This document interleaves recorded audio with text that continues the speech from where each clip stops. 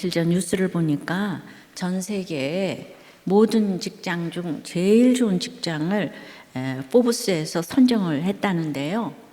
이제 5위가 애플이고 4위가 구글이고 3위가 IBM이고 2위가 마이크로소프트예요. 내가 이게 관심이 있겠습니까? 예, 그런데 1위가 어딘 줄 아세요? 예, 1위가 전 세계 1위가 바로 놀랍게도 삼성전자라는 거예요. 포브스가 전 세계 57개국 근로자 15만 명을 대상으로 조사한 설문이라니까 신빙성이 있어 보여요. 설문 항목을 보니까 회사의 평판, 생산물과 서비스의 품질, 직원에 대한 대우, 발전 가능성 등이 있더라고요. 이런 항목에서 좋은 점수를 받았으니까 정말 최고 맞는 것 같아요. 여러분들 굉장히 긍지가 느껴지죠? 근데 이제 생각을 해보면 그러면 1등을 유지하려니까 얼마나 날마다 광풍일까? 그 안에서 훨씬 더 큰 불안을 경험하게 될 것 같아요. 그래서 진짜 낙담이 되어서 너무 스트레스가 쌓이니까 이제 그 목장도 교회도 이렇게 떠나고 싶어하는 분들이 계시겠죠. 근데 그 남들이 인정하는 좋은 직장이다 보니까 진짜 말씀이 들리기가 더 어려운 것 같아요. 그래서 각자의 광풍 속에서 이제는 안심하라의 말씀이 들려야 할 텐데요. 오늘은 성령의 안심에 대해서 들어보겠습니다. 성령의 안심은 첫째, 미리 들은 말씀대로 되었기 때문에 안심할 수가 있습니다. 20절 1절이에요. 여러 날 동안 해도 별도 보이지 아니하고 큰 풍랑이 그대로 있음에 구원의 여망마저 없어졌더라. 여러 사람이 오래 먹지 못하였음에 아름다운 곡물이 배에 한가득 있어도 먹을 수가 없어요. 하늘로 솟구쳤다 내려오기를 반복하고 있는데 어떻게 먹을 수가 있겠습니까? 어떤 사람은 공포에 사로잡혀서 어떤 사람은 배 밑창에 차고 있는 물을 퍼내느라 겨를이 없어서 저마다 이유는 다르지만 모두 다 지금 깊은 절망에서 먹지를 못하고 있어요. 자, 이때 20절 바울이 가운데 서서 말하되 여러분이여 내 말을 듣고 글에 대해서 떠나지 아니하여 이 타격과 손상을 면하였더라면 좋을 뻔하였느니라. 이제 떠나지 말라고 말렸는데도 떠났지만 바울도 같이 그곳에서 잠잠히 광풍을 겪어야 했습니다. 내가 보니 하고 고난 바울의 말을 듣지 않고 떠나니 이들이 남풍이 와도 북풍이 와도 바울에게 얼마나 눈치를 주었을까요? 자기 소견에 옳은 대로 행하는 사람들이 많으면요 그냥 같이 가는 것이 십자가 길이에요. 내 남편이 안 믿고 내 부인이 안 믿고 내 자식이 안 믿는데 한 가족이기 때문에 같이 배를 탔기 때문에 아무리 이야기를 안 들어도 도망갈 수가 없어요. 믿는 나는. 바울처럼 그 자리에서 같이 풍랑을 겪으면서 있을 수밖에 없는 것이 성도의 갈 길이에요. 내 식구에 대해서 그래서 애통할 수밖에 없죠. 근데 불신 결혼을 하는데 남 결혼에 재 뿌릴 일이냐? 어떻게 하지 말라고 하겠어? 이러지만 그래도 반드시 하지 말라고 얘기해야 합니다. 훗날 지금이라도 예수 믿어라 이 말을 하기 위해서 말을 안 들어도 해야 돼요. 지금 지나고 나서 보면 바울의 말이 옳았다는 것이 증거되고 있지 않습니까? 우리들 교회에 늘 울려 퍼지는 간증이 바로 이 말이에요. 들어만 두면 그때 내가 이혼하지 않았더라면 얼마나 좋았을까? 일주 가서 목장에 닻을 내렸다면 얼마나 좋았을까? 내가 그때 자녀의 말에 귀를 기울였다면 얼마나 좋았을까? 할 때가 온다는 거예요. 지금은 안 들어도. 근데 지금은 선장과 선조와 배의 그 기구들을 의지하기 때문에 안 들려요. 바울의 말이 안 들리죠. 배의 기구들을 다 버려도 아직 바울이 리더가 되지를 못해요. 그러나 이제 리더가 될 때가 오니 배 안에 있는 사람들이 오랫동안 먹지 못하고 이제 절망과 허기에 사로잡히게 되니까 이제 드디어 밥심이잖아요. 사람 힘이 쭉 빠집니다. 힘이 쭉 빠져요. 바로 그때 십자가 지혜 타이밍이죠. 바울이 일어서서 말합니다. 이때쯤에는 내 집에서 나를 세워주는 사람이 하나도 없어도 한계 상황에서 저절로 예수 믿는 내가 리더가 됩니다. 보십시오. 21절에 처음으로 바울이 하고 주어가 됩니다. 여러분, 이 바울이가 되기를 바랍니다. 내가 이렇게 다 망하고 나니까 내 옆에 바울이 있었다는 것이 가장 인생의 축복이라는 것을 알게 됩니다. 권할 사람이 있다는 것이 얼마나 축복인지 몰라요. 그러니까 바울이 이제 말을 하면서 너희들이 내 말을 안 들어서 타격과 손상을 입었구나 하는 얘기는 짧게 1절만 해야 돼. 1절. 그렇게 엄마 말 안 듣고 불징거려 놨더니 꼴 좋다? 아니, 바람핀 남편 돌아왔는데 내가 그 여자 조심하라고 그랬어 안 그래서 때마다 그렇게 4절 5절을 하면요 징합니다. 징해. 1절만 하세요. 1절.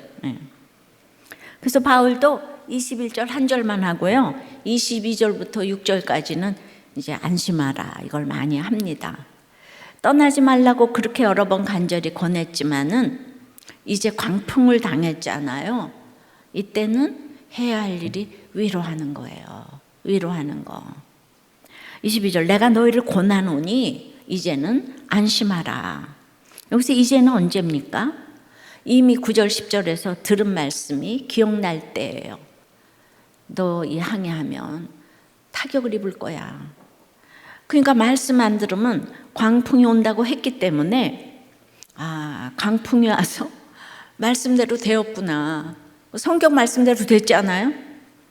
그래서 이제는 한번 말씀대로 됐기 때문에 이제는 다시 권하는 말씀을 들을 것이기 때문에 안심이라는 거예요. 억지로라도 들어두면 이 광풍이 그냥 객관적으로 나쁜 상황이지, 그죠? 그러나 택자에게는 구원으로 갈 가장 좋은 상황이 된 것이에요. 이 광풍 때문에 그 말씀이 천둥처럼 들리게 되었기 때문에 내가 말씀 안 들어서 주식으로 손해봤지만은 여기 붙어 있으면 안심할 일이라는 것이에요. 이해되십니까? 되셔야 합니다. 머스트. 안심하라는 단어는요 마치 휴 이제 살았다 와 같이 안도의 숨 기쁨의 숨을 내쉰다는 뜻이에요. 그러니까 절망에서 소망을 가져라. 이렇게 이제부터는 광풍당한 이제부터는 그들을 구원해야 하는 거예요.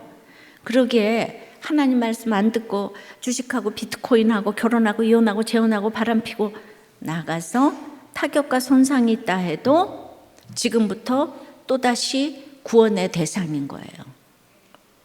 안 들어도 권해야 되고 힘들어도 권해야 할 사람은 믿는 나입니다. 18절부터 다시 보니까 풍랑으로 심히 애쓰는 우리가 심히 애썼다 그랬잖아요. 그래서 지금 이 우리가 270명 우리인가 바울과 누가와 아리스타고 우리인가 좀 생각을 해봤어요.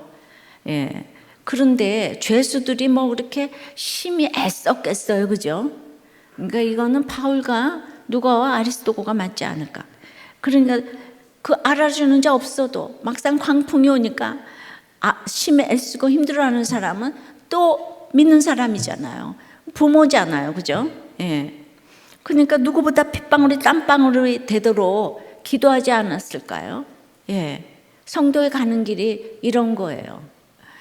그냥 네가 내가 말한 대로 해서 안 돼서 고쌤통이야 나 너하고 절교할 거야 이딴 소리 하시면 안 돼요. 안 들어도 우리는 내 식구고 내 백성인 거예요. 배가 광풍에 처했는데 출세한 사람 백부장이 나를 도울 수 있습니까? 돈 많은 사람 선주가 나를 돕습니까? 경험 많은 선장이 나를 도와주겠습니까? 경험과 돈과 권세는 도움이 안 돼요. 요새 정치를 보세요. 이게 하나도 나를 도와줄 수 없어요.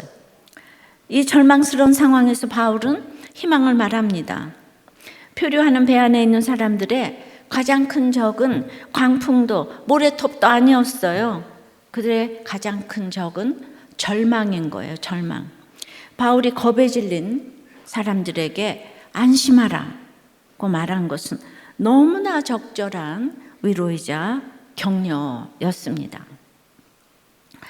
적용 질문이에요. 이 절망의 사건 가운데 미리 들은 말씀을 기억하고 안심할 수 있었던 경험이 있습니까? 목장에서 집에서 듣기 싫지만 반복적으로 권하는 말씀은 무엇입니까? 온 가정이 흔들리는 위기의 항해 속에서 바울처럼 주어의 역할을 제대로 하고 있습니까? 근데 이런 일이 진짜 있네요. 띵크 양육교사에 주식해서 40억 잃은 집사님이 훈련생으로 오셨어요. 그런데 아내가 남편을 지금 우리들 교회로 인도하고 이혼 안 하고 이 구속사의 말씀을 듣는 것으로 다 이제 면제. 그 기뻐한다는 거예요. 그러니까 40억의 배가 지금 파손된 거죠. 그 미리 들은 말씀으로 광풍이 오니까 도리어 이 정도 이거 40억 이 정도 잃어서 여기 와가지고 말씀 듣고 훈련 받으면 휴 살았다 안심이다 이렇게 된다는 거예요. 이런 아내, 남편, 또 식구들이 돼야 합니다. 바로 이것이에요. 이해되십니까? 목사님이나 대슝 이렇게 생각을 하죠. 40억이 누구 이름이요? 자, 성령의 안심 두 번째는 그러니까 이제 과거에 들은 말씀이 그대로 이루어졌기 때문에 들은 말씀 때문에 안심해요. 현재는 가이사 앞에 서야 하기 때문이에요. 사명 때문에. 그래서 22절에 너희 중 아무도 생명에는 아무런 손상이 없겠고 오직 배뿐이리라. 모든 것이 없어지면 안심하기가 쉽습니다. 죄 지을 확률이 현저히 떨어지기 때문에 생명에 손상이 없기 위해서 지금 배는 손상이 있어야 하는 거예요. 내 하드웨어가 다 부서져야 돼.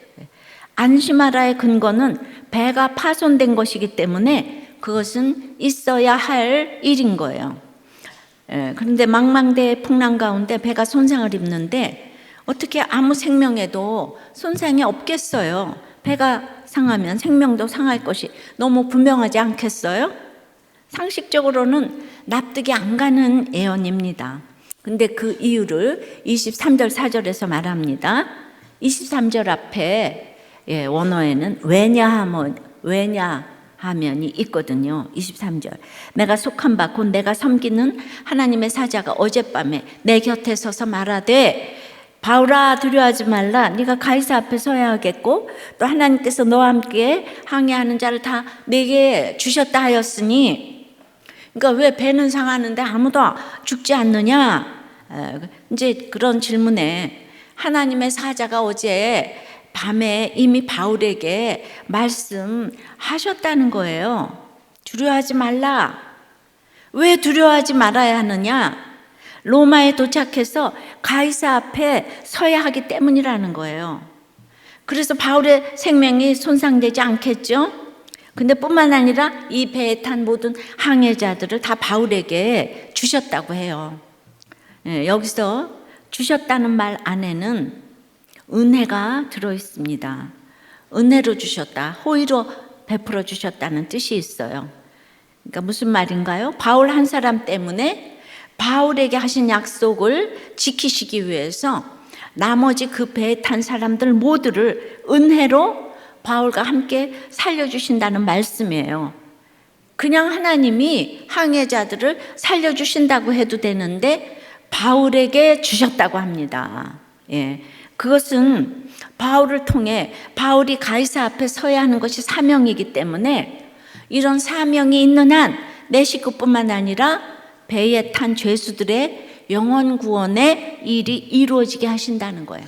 바울을 통해서 영혼 구원의 일이 이루어지게 하셨기 때문에, 하셔야 되기 때문에 바울에게 항해자들을 내게 주었다. 바울하고 가이사하고 뭔 상관이 있어요? 알지도 못하는 전 세계 최고의 질서의 우두머리. 예, 그 사람 지금 전도하라고 하잖아요.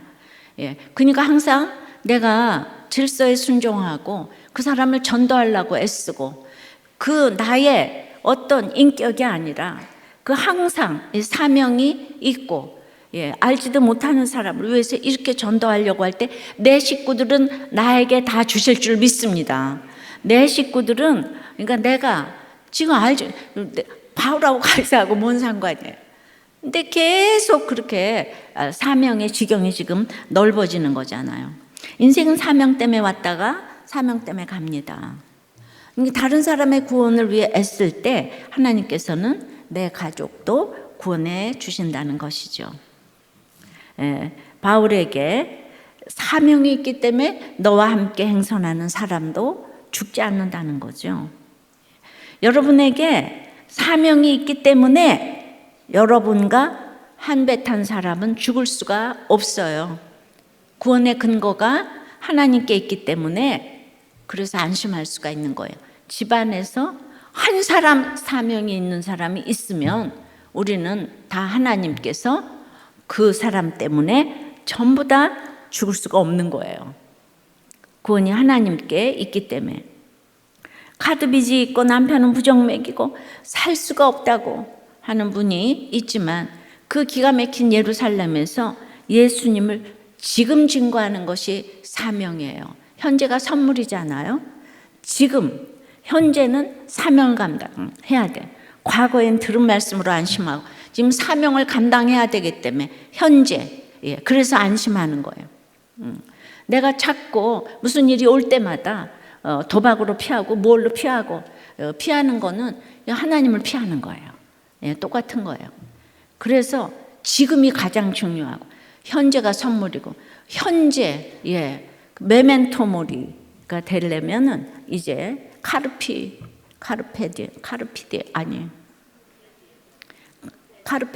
예, 그러니까 이제 현재를 잘 살아라 이거잖아요, 그죠? 그러니까 내 그 현재에서 하나님의 행하심을 거부하는 것이 자꾸 현실 도피 하는 거예요. 예루살렘에서 증거해야 로마에 가서도 증거할 수 있게 해주신다고 하는 거죠. 현재, 예. 일대지가 과거라면 이대지는 현재 지금 증거하라고 하시는 거예요. 남편이 배신을 했어요. 내가 불신결혼했기 때문에 이것이 내 삶의 결론이다. 내가 회개할 것밖에 없다. 이것이 증거하는 거예요. 자식이 집 나갔어요. 내가 아이를 말씀으로 키우지 못했다. 그래서 내가 이제 돌이켰다. 그런데 내게 평강이 있다. 이것이 예수를 증거하는 것이에요. 내가 뭐 한 다음에 주를 증거하겠다. 그거 아니에요. 어떤 사람도 사명이 없는 사람은 없습니다. 어떤 환경에서도 사명이 없는 사람은 없어요. 바울은 하나님을 이 이방인들에게 어떻게 설명합니까? 내가 속한 바 곧 내가 섬기는 하나님이라고 설명을 해요. 소속사가 하나님이라는 거예요. 그럼 하나님은 바울을 어떻게 여기시나요? 하나님께서는 바울에게 너는 내 것이라고 하세요. 바울은 하나님의 소유예요. 그 누구도 건드릴 수가 없습니다. 떼어낼 존재가 없어요. 서로 떨어질 수 없는 사랑의 관계입니다. 이것이 우리 입장에서는 섬김이고 예배인 거예요. 하나님 관점에서는 구원이고 구속입니다.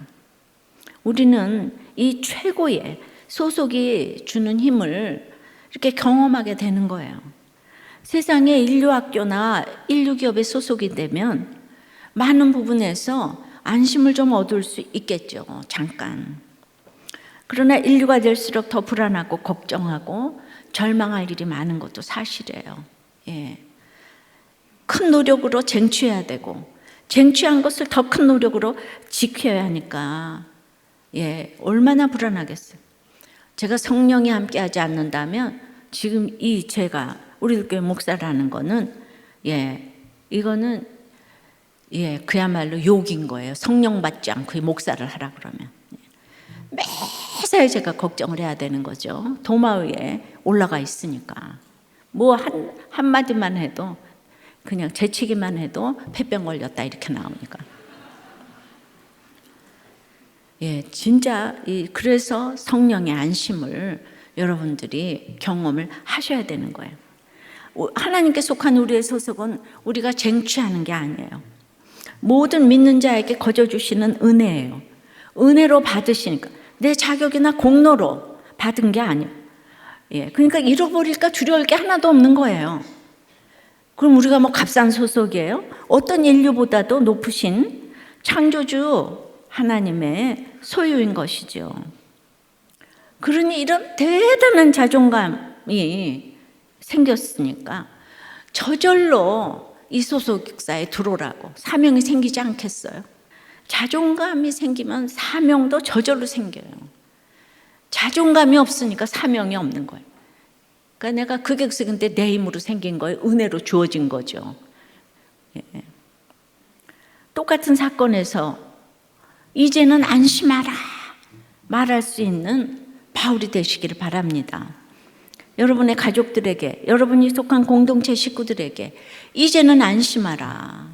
나는 돈 없고 병들고 힘들어도 이제는 안심하라 말해줄 수 있는 여러분들이 되시기를 바랍니다.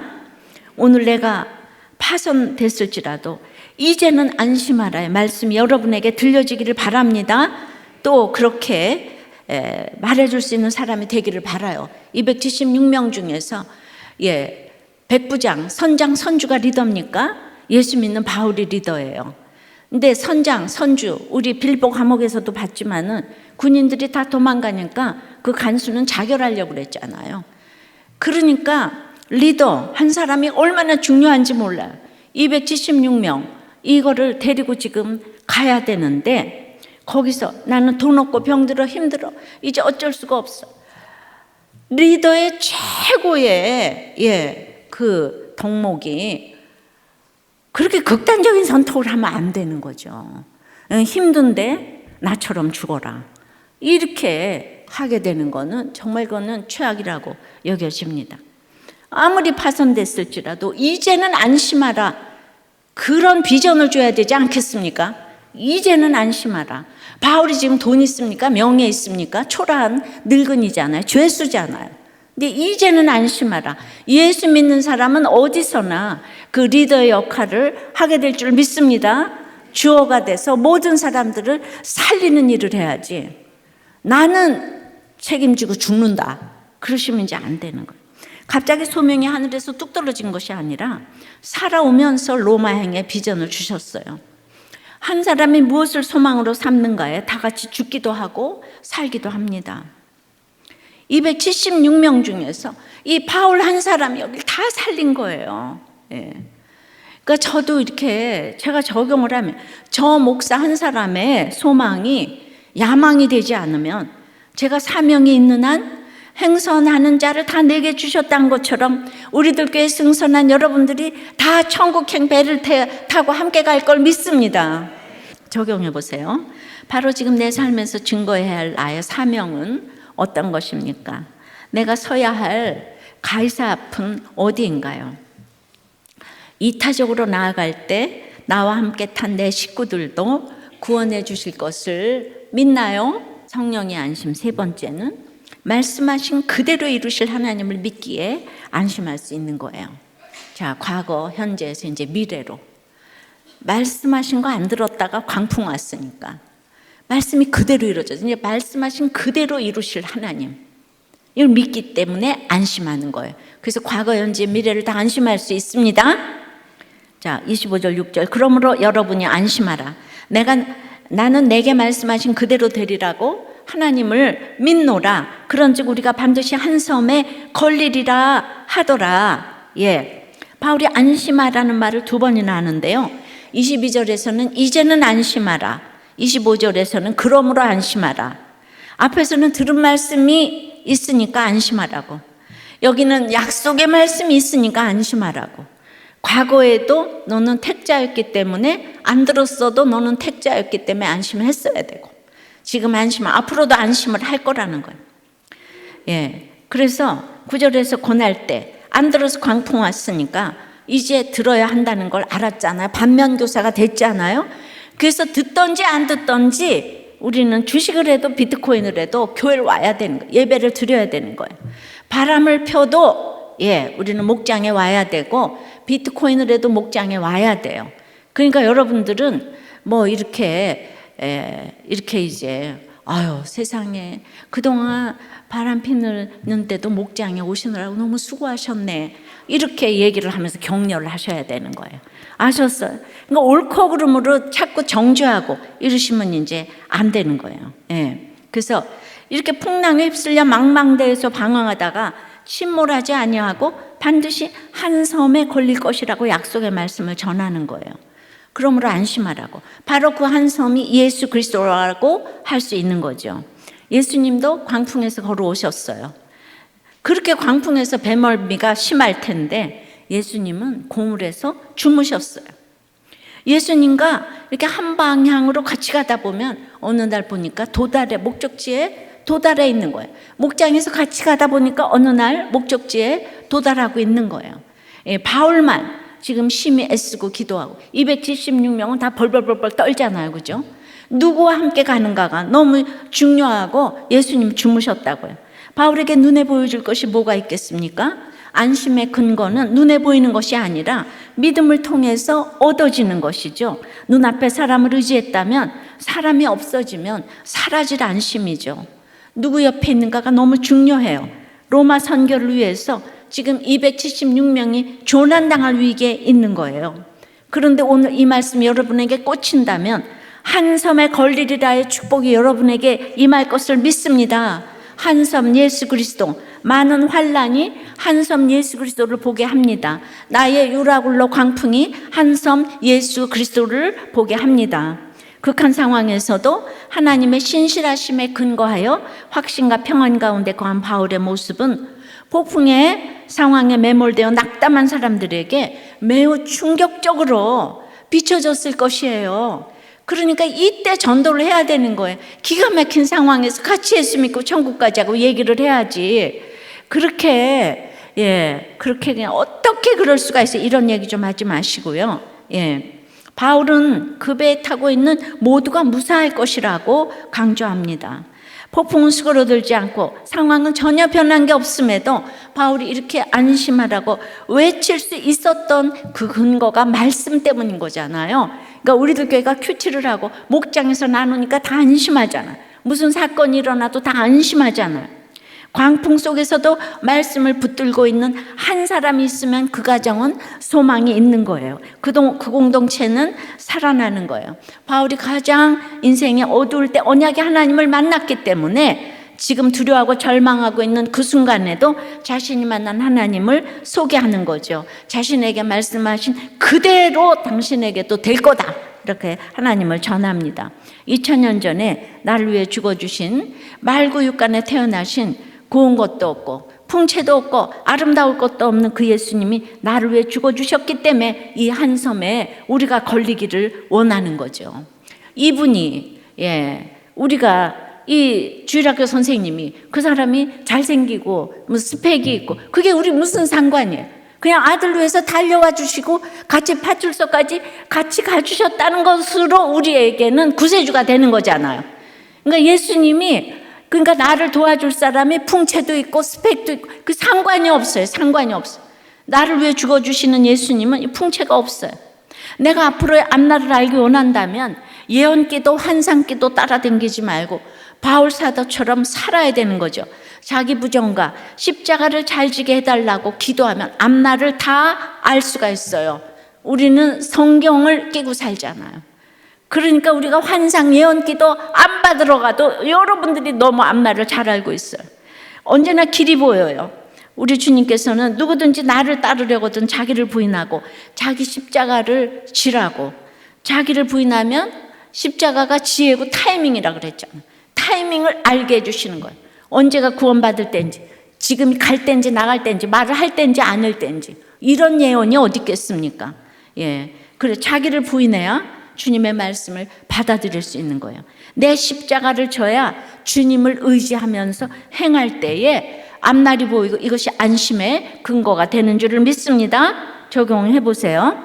이 광풍의 사건에서 내게 주신 약속의 말씀, 기억해야 할 말씀은 무엇입니까? 이것이 나에게 진짜 안심의 근거가 돼야 되는데, 무엇보다도 나와 내 가정이 예수 그리스도 한 섬에 걸리기만을 간절히 구하고 있습니까? 네. 예. 그래서 과거, 현재, 미래에 말씀이 있으면 안심하라의 근거가 되는 줄 믿습니다. 들은 말씀 때문에 망해도 이제 한 달 전에 교회를 떠났다가 돌아오셨는데, 오늘 들은 말씀이 있어서 오셨잖아요. 오늘 완전히 자기한테 하는 얘기라고. 들은 말씀이 얼마나 안심의 근거가 되는지 몰라요. 그러니까 여러분들은 무조건 데려다가 말씀을 들려놔야 돼요. 공동체에 오게 해야 돼요. 네, 정말 이분은 광풍 가운데 이분도 들은 말씀이 있어서 직장생활 15년 하면서 세상의 죄를 짓고 다녔는데, 그냥 늘 관행으로 접대를 하거나 골프를 치는데 직원들하고 룸사랑도 갔던 것을 이렇게 죄의식 없이 그런 거를 했다는 거예요. 그런데 회사의 누군가가 비리로 내부 고발을 했답니다. 그리고 또 두 번째는 직장 내 괴롭힘으로 또 누가 찔렀다는 거예요. 세 번째는 회사에서 오래 만나는 여자가 또 걸렸다는 거예요. 그래서 광풍이 지금 쓰나미로 왔는데, 회사, 결혼 다 난리가 났는데, 그래도 이분이 부목자로 억지로 말씀을 들어두셨네요. 그러니까 그냥 여자 목장, 부부 목장에서 다 들고 일어나가지고 지금 다 이혼을 말리고 처방으로 담임 목사님 말씀을 요약을 지금 하고 있어요. 그러니까 이 광풍이 오니까 안 들리던 말씀이 이제 큐티가 되고, 사도행전 말씀을 들으면서 처음으로 말씀이 지금 재밌다고 하는 거예요.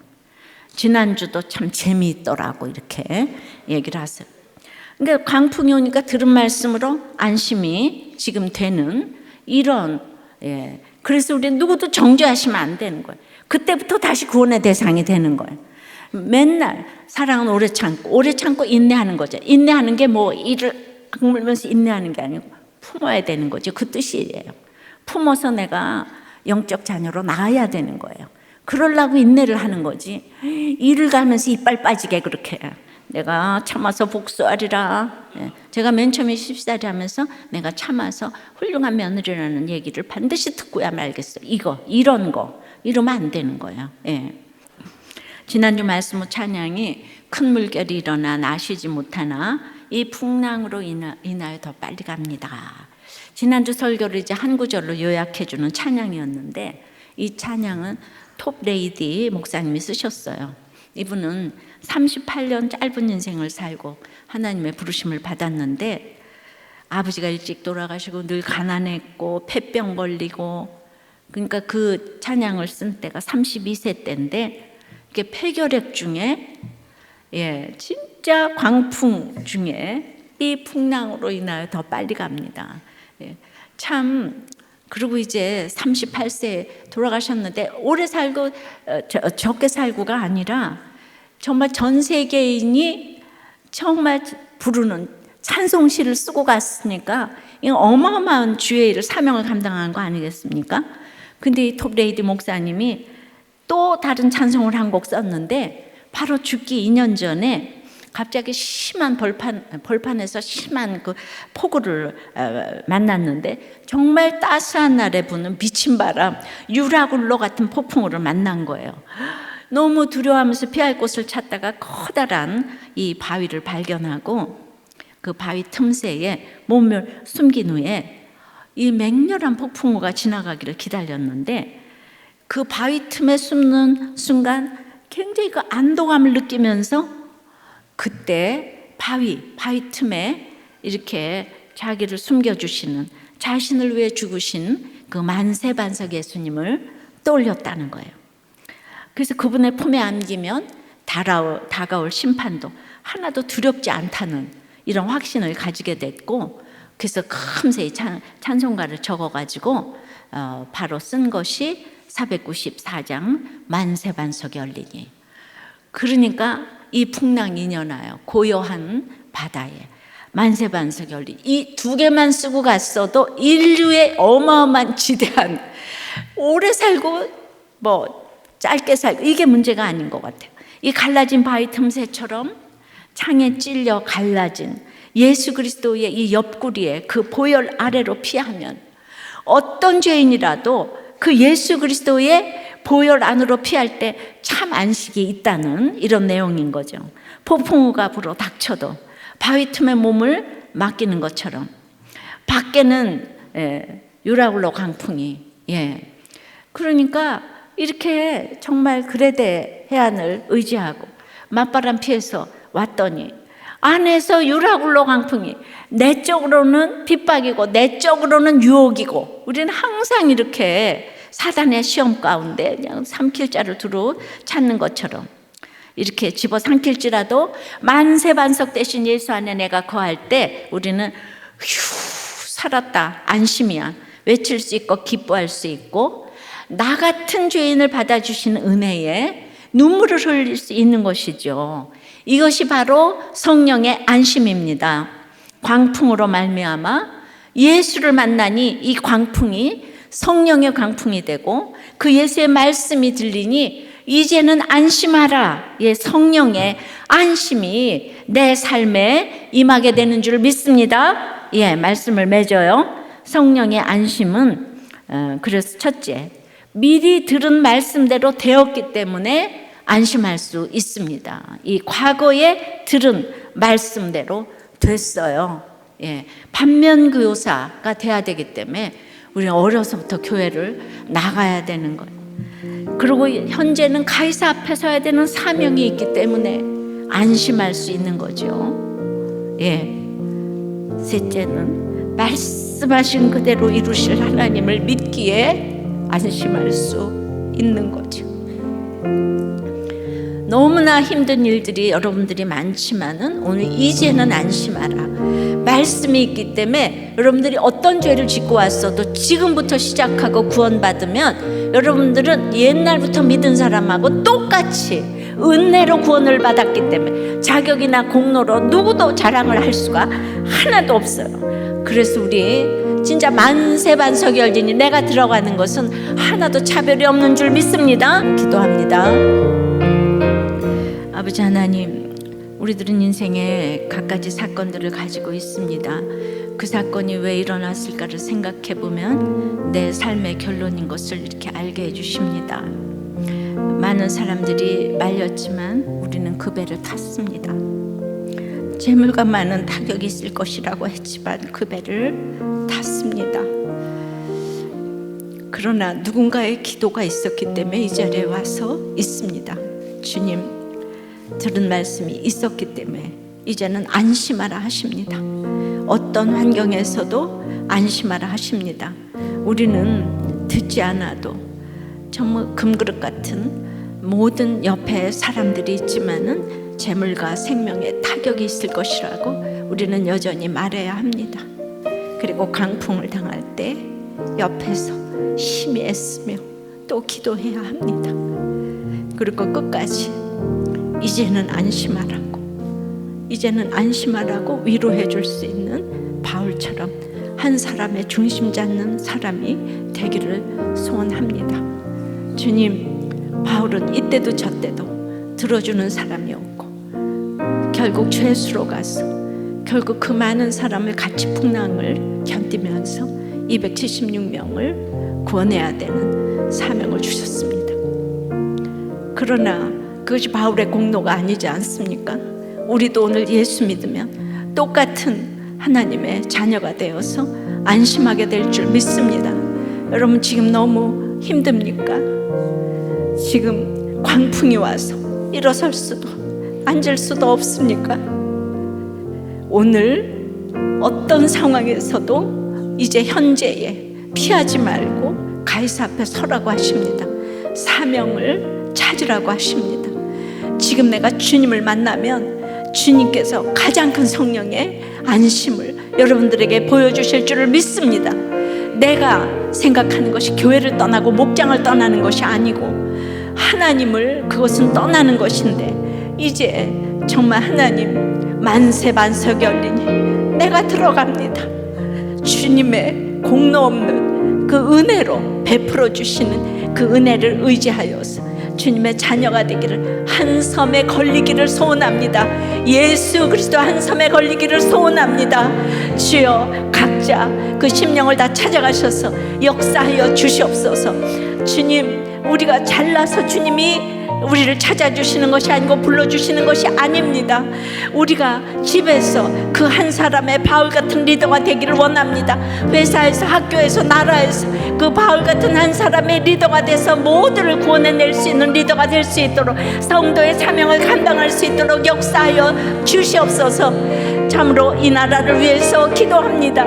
풍전등화 같은 이 나라 주여 역사하여 주시옵시고, 인구 절벽을 맞는 모든 악법들이 아버지 하나님 물러가게 도와주시옵시고, 이렇게 잘 해결할 수 있고 결단할 수 있는 위정자의 아버지 하나님, 그런 예수 그리스도 한 섬에 걸릴 수 있는 위정자에게 그 복음이 들어갈 수 있는 아버지 하나님 통로를 허락하여 주시옵소서. 예수 그리스도의 이름으로 기도드리옵나이다. 아멘.